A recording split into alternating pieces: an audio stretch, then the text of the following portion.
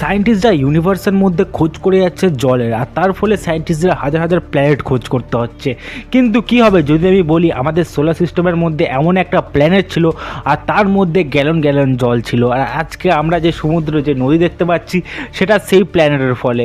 আর কি হবে যদি আমি বলি অ্যাকচুয়ালি আমরা মানে লাইফ সেই প্ল্যানেট থেকে পৃথিবীতে এসেছিল, আর সেটা মার্সের পরে এবং জুপিটারের আগে প্রেজেন্ট আছে।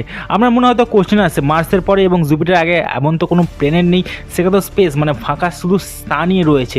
তাহলে কি হবে, তাহলে কোথায় সেই প্ল্যানেট কোশ্চেন জাগছে, চলুন জানা যাক। আমি কথা বলছি প্ল্যানেট ভি সম্বন্ধে। প্ল্যানেট ভি যেটা এখন এই মুহূর্তে আমাদের সোলার সিস্টেমের মধ্যে প্রেজেন্ট নেই, কিন্তু প্ল্যানেট ভির ফলে আজকে পৃথিবীর মধ্যে এত বড় বড় সমুদ্র, আর আজকে প্ল্যানেট ভির ফলেই আমরা পৃথিবীতে বেঁচে আছি।